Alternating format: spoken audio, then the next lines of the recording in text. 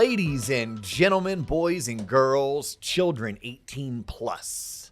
You are tuned in to the Loan Officer Podcast with me, Dustin Owen, and my main man, JC. John Coleman. Dio was popping. That kink in your neck. I can see you rubbing it right now. So annoying. What'd you do? I don't know. I got up this morning to do something, and then I went back to sleep. You know, you sleep kind of funky, and you're like, oh, this is comfortable. And then I guess I just slept on it the rest of the night that way. Wait, are you sleeping in your car again? You're sleeping funky. In a bed. You slept funky in a bed. Yeah, I got like 3 pillows. Tempur-Pedic my ass. That don't do nothing. Wow. Yeah, so. You know, you only need 2 pillows if you have a body pillow. No, you need 6-foot-long body pillow is all you need. You do, the one that you cuddle with? Yes. No, I have one pillow that I sleep on, one pillow that goes in between my legs, and another one just like, you know what I'm saying? So we got 6 pillows total. So with the body pillow, it does both. Yeah, but it goes around your arm and it goes in between your legs. Then it gets hot and sweaty, and then what if that big pillow gets hot and sweaty? You're out of the pillow for the rest of the night. Interesting. Yup. So you need a pillow, because then it's like I have my 3rd pillow. That one got sweaty in the middle of the night. So now let me flip this other one cool like the other side of the pillow. Shout out Stuart Scott. Yeah, it's a method to the madness. R.I.P. Stuart Scott. Yeah, see, cool as the other side of the pillow. Yeah. Mm-hmm. Do you think he actually wrote that, or he just said it in some I think he wrote that. I think all of Stuart's Stewartisms, I think he came up with in productions. You know what he didn't write, but is viral? What? Boom goes the dynamite. Did he do that? Do you remember that? Hey, y'all on YouTube who check out and watch us on YouTube, thank you, by the way. Thank you. Make sure you're subscribing. Yeah. We're coming close to 10K. Almost there. Yeah, share it with all your friends. But while you're on YouTube and you're done listening to today's episode, yeah, just type in boom goes the dynamite. Boom goes the dynamite. Oh, it's a classic. Okay. It's a classic. You should do that. Safe for work? Oh, yes, it is safe for work. It is safe for Shout out to the stranger who sent us our new today's centerpiece. Yes. So, like, full disclosure, I get an Amazon package. I was like, oh, cool, it's a gift, right? And I like gifts. Like, I got a gift from Danielle Anderson. Sent me a really cool, nice handwritten thank you note, and kind of like a cocktail mixer for old fashions. Okay, yeah. She's like, I heard you like old fashions. I'm like, I love them, but right now I'm doing 75 hard, so I have to save it. Right. So thank you, Danielle. I never sent her an email to thank her for the thank you. Well, Are you supposed to do that? Anyhow, hey, it gets Danielle, a little redundant. If you're checking out today's episode, thank you for the thank you. Yeah. I do have it. It's sitting on my desk as a reminder to thank you for thanking me. But we get this Amazon package, and the book is Speak Like Churchill, Stand Like Lincoln. How convenient that the episode we did before Jimmy's was about, you know, like politics and, you know, advocating for your industry, and then here we are. Oh, you mean the one before Jimmy? Before. Yes, no. So I appreciate it. Whoever sent this to me, I thank you. Thank you. Please send me a message on LinkedIn and be like, "Hey, Dio, it was me." Yeah, so I can properly thank you for the gift. But it is our centerpiece, so that's pretty freaking awesome. Yeah. And how did I get sidetracked on that? Nothing. I pointed it out. I pointed it out. Yeah, so I just wanted to make sure we addressed the new centerpiece for today. Yep, and you did give a shout out to Jimmy Nadeau. Jimmy was our most recent episode. Yeah. Yes. It's so funny. So for y'all that think that JC and I put a whole lot of effort into these episodes, chill, bro. Let me walk you through how this morning looked. So I'm sitting down. I'm literally reviewing commissions for 48 loan officers, which is mind-numbing and just not the highest and best use of my time, but it's something that I have to do. Right. It comes with the territory. And John's in here, and he's setting up. And I went, and I think I clicked on the YouTube channel, and you sent me the email. Right, That's what you sent me the email with the links to today to the episode that drops today. Like we're recording an episode today, but we also dropped one today. Yeah. And what's the title of the one? It's basically the last episode. Yeah. How to survive your first 2 years in the mortgage industry, I believe. I read that and I said to John, I go, that's freaking terrible. That's a terrible title. And he looked at me like I had 5 heads. I was like, bro, that's exactly what. That's what you said it was last. Well, you know. Yeah, on Friday. It's neither here nor there. Yeah, it was a Friday that we recorded it. It was on a Tuesday that we dropped it. Yeah. And just to show you how things go in real life. Did I say that? You sure did. Yeah, I'm like, I said that? I'm like, that's a terrible title. It's performing well, so I like it. Yeah, and that's how John always backs me off the ledge. He's like, well, Dio, it's performing well. That's what you can't. There's no rebuttal. Well, if it's working, it's working. Just keep doing it. Yeah, but it is a great insight. It's a longer episode, 50 minutes, but Jimmy's worth it. And I think people who want to be like Jimmy, like shout out to Francis. He's already like hit me up. He's like, dude, I want to be like Jimmy. Really? I'm like, you should want to be like Jimmy. Like Jimmy's doing it. Jimmy, he was talented coming in, but don't take this the wrong way. If Jimmy can do it and become successful, like people can do it. You just got to just stick with itness. Correct. So let's talk about this today. Okay. Is now a good time to talk about it? Let's just call it that. Okay. And speaking of titles, is now a good time? Okay. Question mark, ... Is now a good time? Is now a good time? That keeps coming up in every circle that I'm in. Whether it's the neighborhood hangout social hour, whether it's the office here at Waterstone Mortgage, whether it's talking to my best friend Chris Mosley up in Atlanta. He was actually my phone call this morning. He and I played phone tag for like 2 weeks. We finally connected this morning. Justin, I so apologize. I blew through a call with Justin, who is a rookie wannabe loan officer. He wants to become a rookie loan officer. I was supposed to talk to him at 9. I didn't hop on the phone until 9:30 because I was talking to Chris Mosley. Okay. Just full disclosure. And anyhow, it keeps coming up. Well, it's now a good time to. Hey, Chris, is now a good time for you to sell that beach home up on 30A? Chris lives in Atlanta. 30A is a very hot spot in the Florida's Panhandle. My wife and I, hey, is now a good time to buy that forever home that we've dreamt about in St. Pete Beach? Is now a good time to become a mortgage loan originator? Yeah. It's now a good time. Is now a good time to refinance? Is now a good time to buy a house? Yeah. And the words of Danielle Anderson, It depends. it depends. But let's unpack this today. Okay. Where do you think we should start first? What do you get the most of? Is now a good time? Is now a good time to buy a house? Perfect. Is now a good time to buy a house? The answer is it does depend. It depends. But let's talk about what that means. If you are gainfully employed, happy with what you do for a living, confident that your income is stable, you have money saved, let's say 10 grand. I used to say 5 grand. You need 10 grand because you're not getting sellers to contribute towards your closing cost. Yes. And you're buying a primary home. Yes, now's a good time to buy. Do I know where mortgage rates are going? Nope, don't know. If I knew, I'd be living where? And you're on your yacht in Fiji. On my yacht in Fiji. Right. Yes. Are home prices going to continue to go up? Maybe. It depends. Could home prices come down by up to 10%? Possibly. I doubt it. But if you are in a position in life where buying makes sense, then you buy. Period. End of story. When would not be a good time to buy? Is that even like a thing? When would you like, hey, you shouldn't be buying this? Instability in income, instability in your job, not fully understanding or knowing if where you're currently living is going to be a long term. Like, hey, I just moved to Kansas City. Man, don't know if I like this place. It's a lot colder in the winter than I thought it would be. I don't know. No, I'm not knocking Kansas City, by the way. I'm just using that as an example. Like that would be a reason not to, right? Is now a good time to buy that investment property? It depends. Does it cash flow? Like what's your reasoning for buying the investment property? Are you buying it to flip it? I don't know. Right? If you're buying a property to flip, again, it depends. Depends on how well you bought it. Because when you're looking at property flipping, you make your money when you buy it, not when you sell it.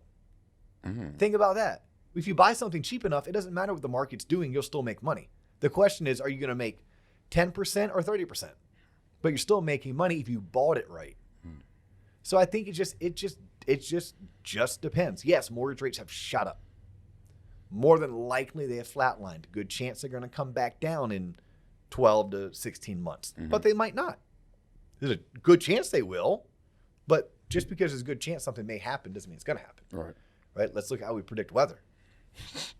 Right? It's a good chance based on these factors it's going to rain, but that chance may only be 60% or 70%. It doesn't mean it's going to rain. If it does rain, how hard and where? Right. That's still unknown. My son was at the driving range on Sunday. I was at my house. It's a whopping 4.5 miles between my house and the driving range. Yeah. He came home because he got poured on. Over here, bright and sunny. Yep. Me and Miles from the backyard, hanging out by the pool on my laptop. Yeah. So it's like one of those things. Like, is now a good time to buy a house? Well, it depends. For many people, yes. If you're in a position in your life where you need to own a home, what's your alternative? Renting? You know what rents are doing? Always going up. Always going up. You know how much of that rent is making you money? Zero. Nothing. Yeah, you know how much of that rent is going towards paying down something you own? Nothing. Yeah. So, like, for that reason, yes. Do you know what waiting does? Typically, no good. Not once. Not one book have I read like, oh gosh, if you want to do something, just wait. Just hold up. Mm-hmm. My father-in-law told us that about starting a family. He's like, if you're waiting for the right time, you're never going to start a family. Right? It's like, when's a good time to start a family? I don't know. Again, when you're ready, what does that mean? Well, how stable are you? How solid your relationship? But if you're waiting for the right time, you're never going to have the right time. Would you say now is a good time if you're looking to sell your home? Because, homes, values, a lot of people out there. Again, depends. Why are you selling your home? Because I think I can make so much money because I can dictate my price and someone's going to pay over value for it. Cool. Where are you going to go live? I haven't thought that far. I mean, now, if you say, hey, I own 3 homes and I'm going to get rid of 2 of them because I believe, because you're Nostradamus Jr., right? Because you believe that the market has peaked, or you believe that you can sell it for 10% over market value. This is a really good thought. Let's kind of unpack it a little bit.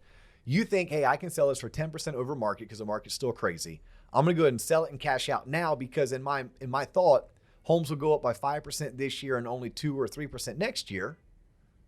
So if I wait 2 years, I'm going to sell it for the same exact price, theoretically, than if I just sold it for 10% over today, theoretically.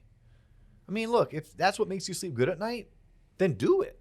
I mean, but there's probably more behind it. I'm going to ask you, what are your tax implications if you sell it now versus sell it in 2 years?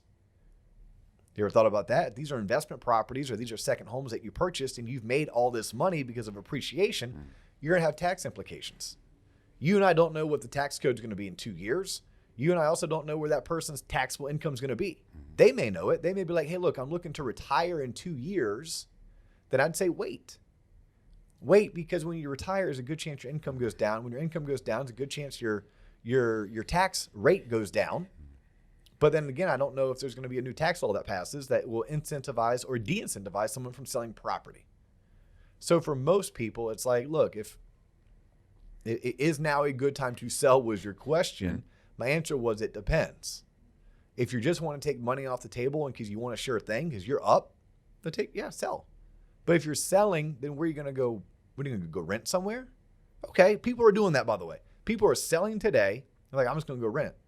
Cool. So you go rent somewhere. Let's say you rent for 24 months at $2,000 a month, right? So that is $24,000 a year, or $48,000 you're going to pay in rent over the next 2 years. You just threw that money away because you wanted to, I don't know, time the market. You wanted to, you're super smart. You're super savvy. Like, you must be an economist. You must trade for a living. When I say trade, like you trade securities, you're some kind of a Wall Street hedge fund type. By the way, most aren't. Right. So I'm being facetious when I say that. But in your idea, that's what you're going to do. Okay, well, let's think about that. So you sold and cashed out at the top, whatever that means. Yeah, I got all this money. By the way, this may be the top, and there's a new top next month and a new top in 6 months, right? I mean... Does that happen a lot when people come in and it's like, oh, I know I can get a boatload of money for my house. I just want to sell it. And then do they ever think like, where are you going to live next? Like, oh. Yeah, but there are people right now that are selling and then they're renting. That's their strategy. Like no one's going to know who's right or wrong for another 2 years. Right, that's true. So, hey, cool. Like, whenever you're running some kind of scientific experiment, you need to have... Yeah, you need to have, right. Yeah, various... Sample size. Yes. Yeah. Yeah, so, hey, we're going to run both of them. And you won't know if you're wrong or right and how wrong or right you were for another 2 or 3 years. We'll come back at episode 416 and let you guys know where it's shaked out. But, it's interesting. We do have some content out there where I talked about what the housing market was going to do. Yeah. And there was this dude, this know-it-all engineer out of like Chicago area. Okay. Who I remember on LinkedIn. It may have been like something we did. Remember we did that like... You did that slate where people were silenced, but they were holding. Yes. It was, and then we put that on LinkedIn. I think we even boosted it back then. We were trying back in the day, yeah. Anyhow, there was a thread on LinkedIn where people were talking about it. And this guy's like, whatever, I'm going to come in and buy all your homes when the market crashes. Bro, from when he wrote that, I think homes are up almost 65%. Right. Even if the market crashed, even if it crashed and went down 20%, homeboy still missed a 35% increase on his his purchase. So I want to find that one day. We will. Just a little dig. Just a little, look at this. Right. Like, look, I know when John and I put content out there could be egg on our face. We speak about the world as we know it, and I try to put in as many caveats as possible. Yeah. But I want to continue my thought, or finish my thought of, so you sold your house at what you perceived as the top of the market. You would have done so in this strategy because you expect the market to do something, go down 10%, go down 20%. Yeah. Look, there is no bubble. And I'm going to say that there is no bubble. So if you saw a correction, you have to think, well, what did you do by cashing out? And now you're renting, and you're renting at $2,000 a month, which is $24,000 a year. In 3 years, where does that leave you? Like, what would have that home been worth if you kept it and continued to live in it? How much was your payment on that compared to how much was your payment on rent? And did you really end up ahead? It's kind of like the person that drives 13 minutes out of their way to go save 3 cents on a gallon of gas. Like, I know that helped them sleep good at night and made them feel good about themselves, but how much gas did you burn driving those extra 13 minutes versus how much money did you save? Yeah. And then at the end of the day, you did what to save 65 cents? Seriously? Like, bro, if $1 means that much to you, just come to me. I'll give you $1 every single day. Yeah. Like, no, I wouldn't, because damn it, at some point I'd run out of money. Yeah. I got you though. But you're picking up what I'm putting down. Yeah. So I think there's never a wrong or right answer. But overall, like, we did an episode on, is there a housing bubble, about a year ago. Mm-hmm. So far, that's holding pretty strong. Yeah. I'm going to go do it again. No, there's no housing bubble. There is no bubble. Do we need things to slow down? Yes. Do we need to add inventory? Yes. Do we have an affordability crisis? Yes. Is there a quick fix or an answer? No. That's kind of scary. We have a red hot job market.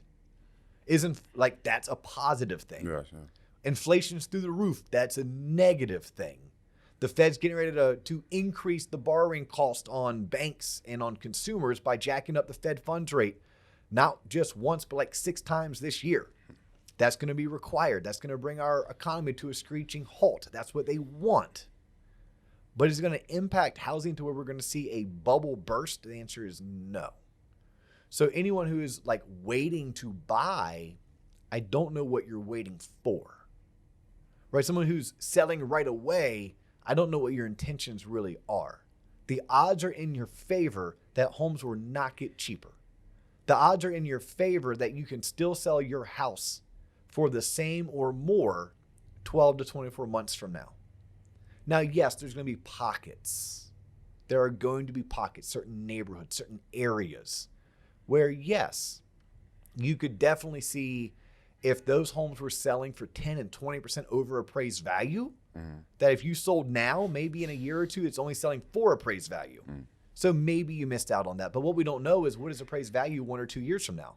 Like, that was my thought is, well, 1 or 2 years from now, appraised value may very well be the same exact thing as selling it for 20% over appraised value today. Mm-hmm. Like, that's kind of the unknown, and that's what you have to run your numbers on. But you should factor in there isn't a bubble. Yes, things are slowing down because it became so hot people can't afford. Mm-hmm. It became so hard to find a home that people gave up. Right. Builders are out there building. Eventually, that inventory start hitting the market. That'll be a good thing. All right. I have a follow-up for that. Yes. What if I'm looking to refi? Is now a good time to refi? Now's a fantastic time to refinance if you're trying to get your financial house in order. If you're sitting down and you're looking at all the financial principles, we did an episode 2 years ago on budgeting.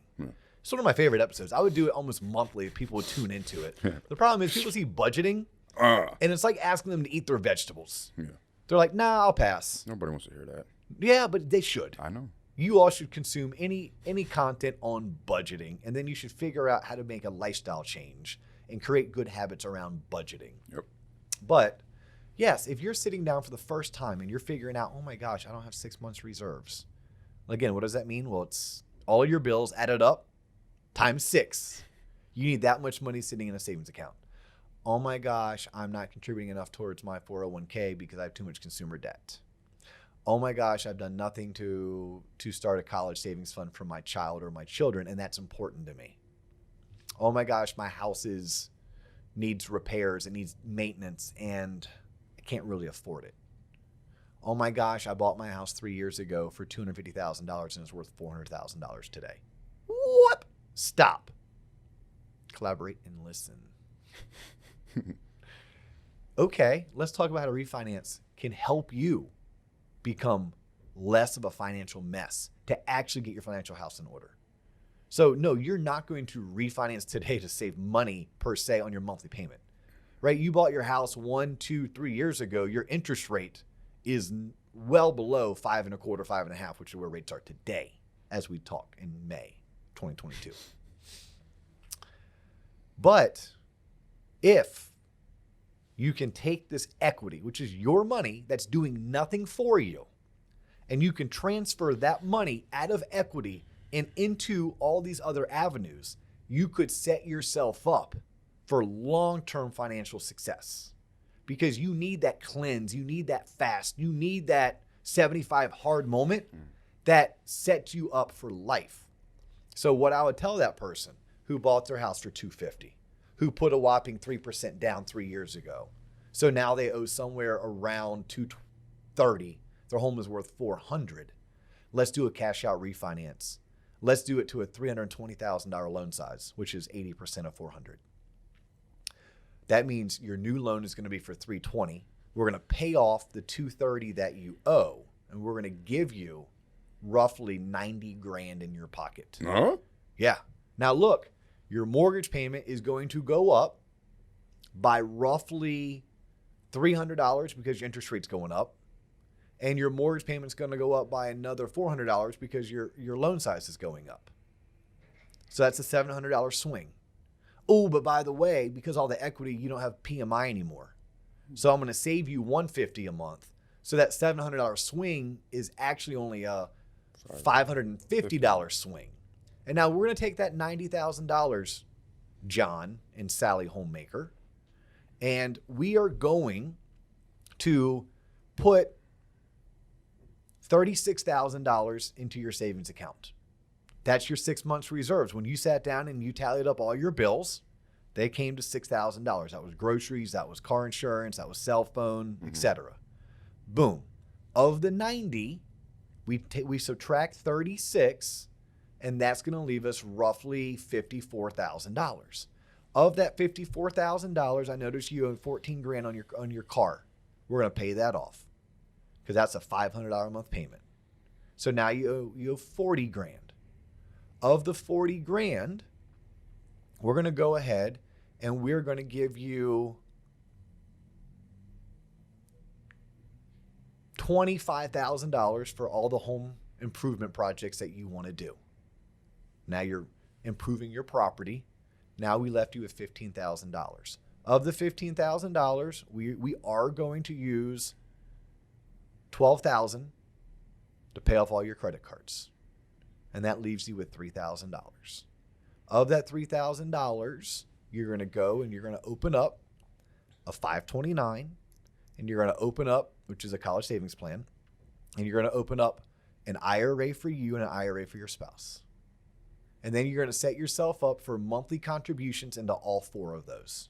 I'm going to say four because I'm assuming you have two kids, right? And all of a sudden, I wiped out your credit cards, which, by the way, that was minimum payments of $400. Wiped out your car payment, which was $400. So that's $800. Ooh, I gave you money to fix up your house. Yes, your mortgage payment net went up by $650, but I saved you $800 by paying off the credit cards in the car. So you're a positive $150 a month. You've created more cash flow into your home and into your household size.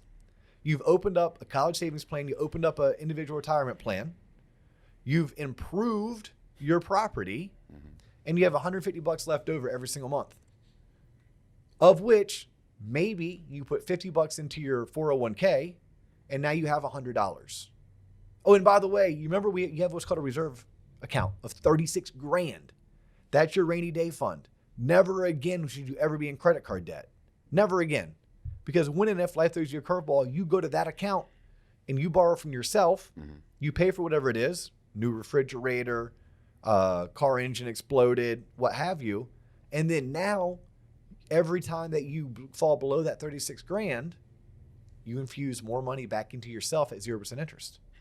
Like, how good are you going to sleep, John, when your house is fixed up, you have no credit card debt, you have no auto payment,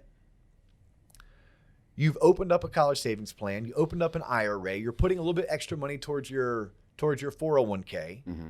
You have $36,000 in the bank, and your monthly bills are less by $100 net. Sign me up. Right? So you ask the question Right. for that person, and if you're a mortgage loan originator, that's what you should be doing. You should be taking that to financial advisors, that to your past clients, that to your church, that to your community, Right. and talk to them about it. Take what the defense has given you. For a homeowner, the defense gave you a shit ton of equity over the past 3 years. You didn't work for that. You didn't. It was given to you. The question is, what do you do with that opportunity? Because the money's just sitting there doing nothing for you. All right. Now, for some people, if you already don't have a car payment, you already maxed out the 401k, you already have 6 months reserves, et cetera, it's just a win. Yeah. Right? That's just the rich getting richer. But most of us aren't rich. Right. Most of us need that. And just imagine, again, having 6 months of your lifestyle in reserve, no car payment, no credit cards. Sounds cliche, but it's life-changing. I hear people It say is that. life-changing. People in the office say it all the time. Yeah, because then what ends up happening is you sleep better, you worry less. The minute you stop worrying, you can actually have forward thoughts and creative thoughts.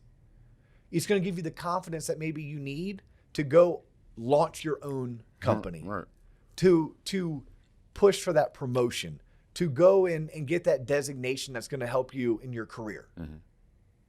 Before, the weight of the world just I didn't have time. I have too many bills, too many debts. I don't have time to think just about didn't have the energy.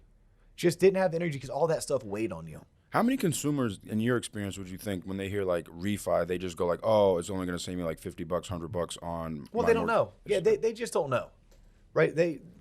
Some don't even know what a refinance is. What does that really mean? Refinance, to finance again. Right. But why would I do that? Why would it make sense?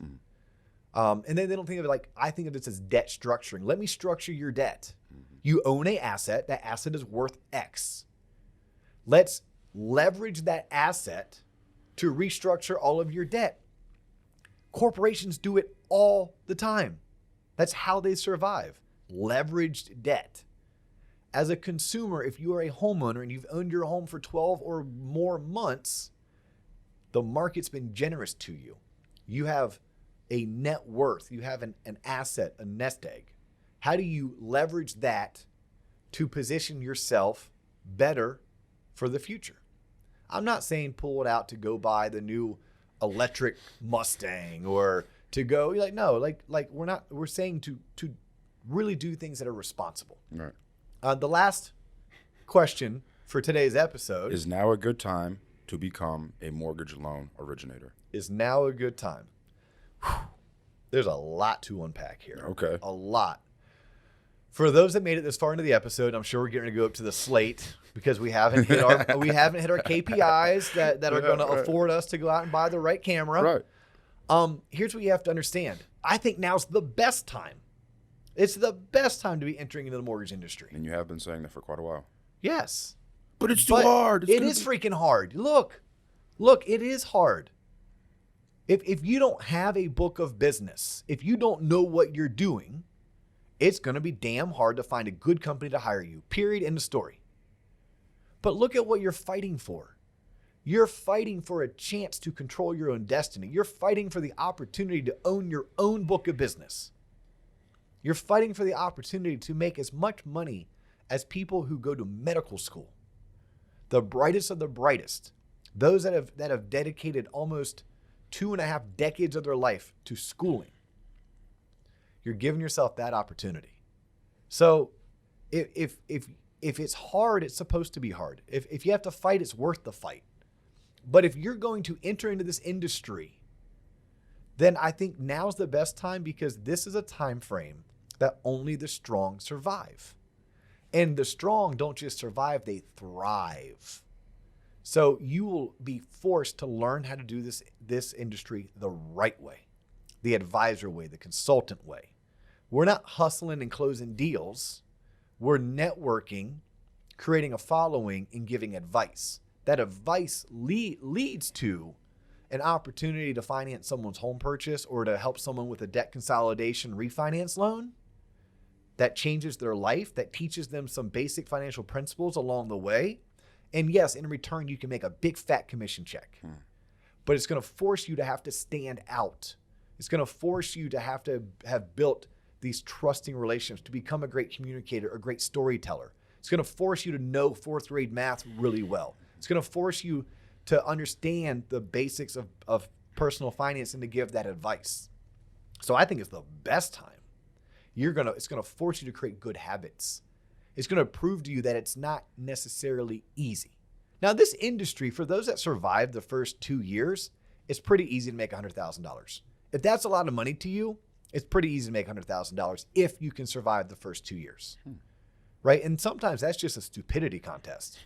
Like, who's dumb enough to do this? Right, yeah, right.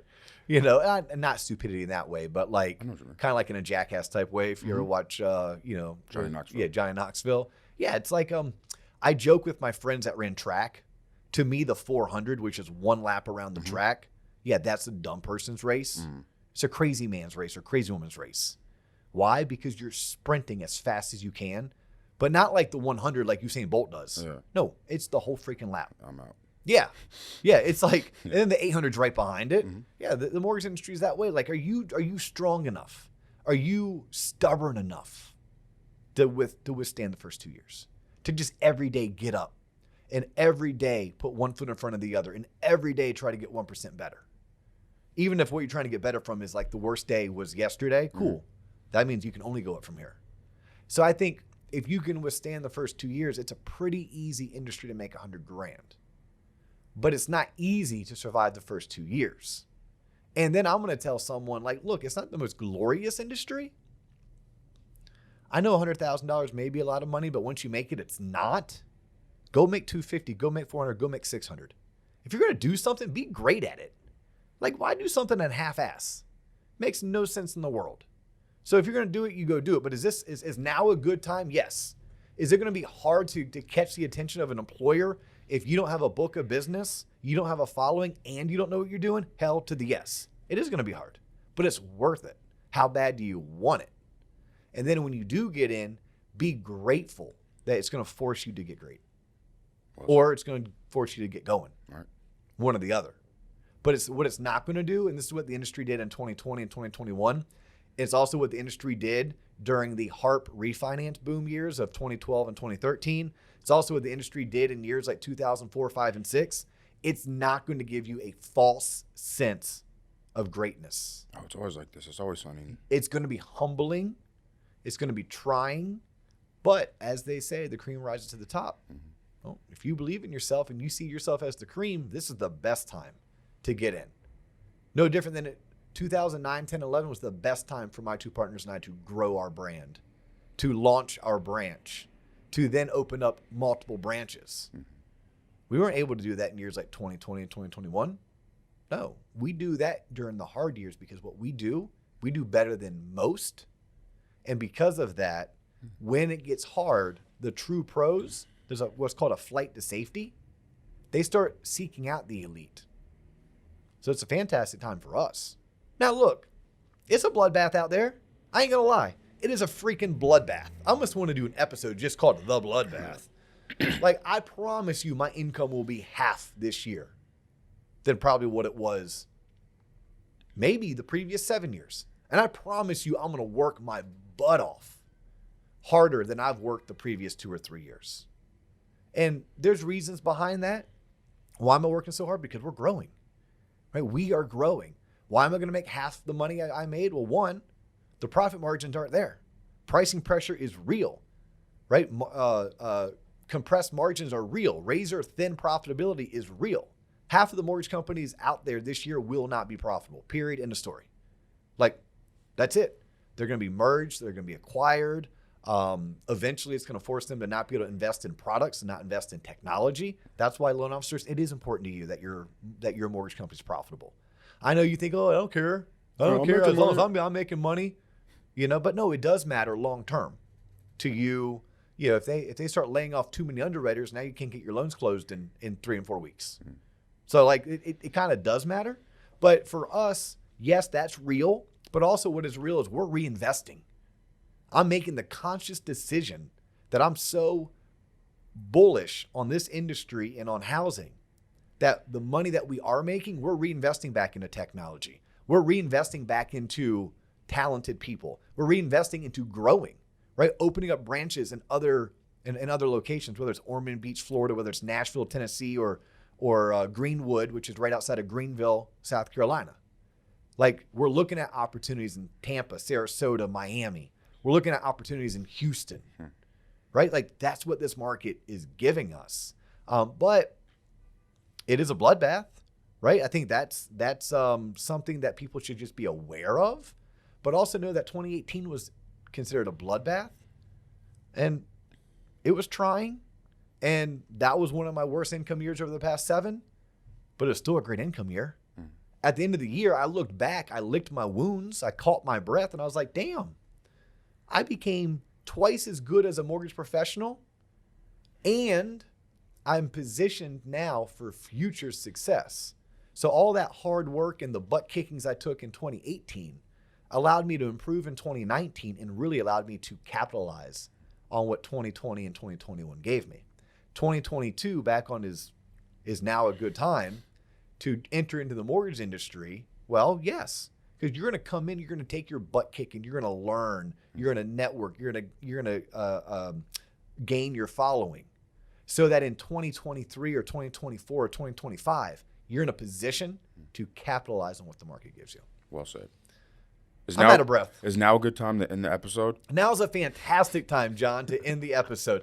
Look, his name is John Coleman. If you ever want to connect with him, I dare you to Google his name, and best of luck to you. I love to connect with you all. LinkedIn's my favorite place to connect. Instagram is probably number 2. Facebook is a distant number 3. Right. Reach out. Let us know how we're doing. Let us know what you'd like to hear more of. Check out our website, tloponline.com. That is the loanofficerpodcast.com. Consider at least becoming a freemium member. It's free. Yeah. If you really dig what we're doing and you want the best content, we are going to ask you for a $25,000 donation. $25,000 donation, Dustin. Well, oh my God, why are you going to scare them? I am sorry. I couldn't let that one go. $25 donation. But hey, if there's a whale out there that wants it, hey. Yes, it's a mere $25 donation. If you're really interested, we are launching our TLOP coaching platform for loan officers. So inquire on the website. JC will respond to you. We're gathering names and interest. More details to follow. Yep. And we're pretty confident we're going to do a TLOP live event. 2023. We're looking at probably February for doing that in Orlando, Florida. So kind of mentally mark your calendars for that. Yeah. But in the meantime, continue to follow us. Continue to subscribe on all platforms. That is YouTube, that's Spotify, that's Apple, Stitcher, Google, anywhere that they make podcasts. Offer podcasts. We make them, and then they get hosted on various platforms. And thank you. How about that? And thank you. So that's all the time we have for you today, but we will catch you in the next episode. Peace.